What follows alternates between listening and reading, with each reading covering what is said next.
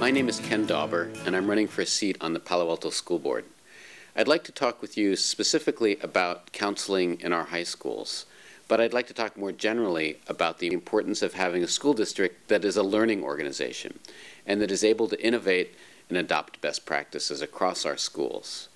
I've had two children go through Gunn High School, and I've always been curious about why we have two different models for guidance services at our two high schools. Gunn has a traditional model for guidance, where 6 counselors deliver academic advice, social and emotional support, and college counseling to nearly 2,000 students.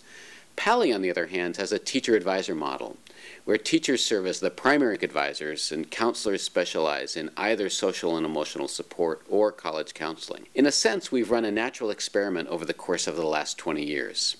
We have two schools with quite similar populations, equal levels of resources, and most importantly, equally talented, dedicated, and competent guidance staff. What we found in looking at the data, though, from years of district surveys, is that students and parents at Pali are much more satisfied with their guidance system than our students and parents at Gunn. Let me be clear, this has nothing to do with our excellent counselors at Gunn. It's just that teacher advisor is working better than the traditional counseling model.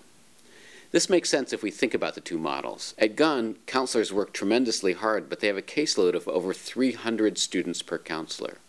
A teacher-advisor model also puts multiple adults in a guidance role. That means multiple adults who can check in with a kid and notice if something is going wrong. We can argue about a lot of things in education, but one thing we can't argue about is whether students across the district should be receiving comparable services. They should.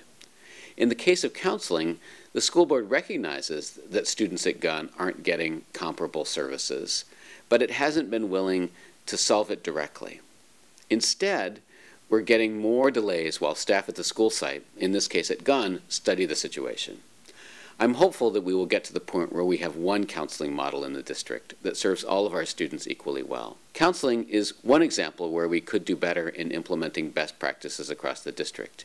Information systems is another. We still don't have full implementation of a system for letting parents and students see grades and homework online, despite years of effort. If I'm elected to the school board, I'll make identifying and implementing best practices across the district a focus of our work.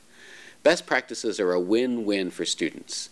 They ensure that individual schools can innovate and that all of our students get the benefits when they're successful. I ask for your vote for school board. Thank you.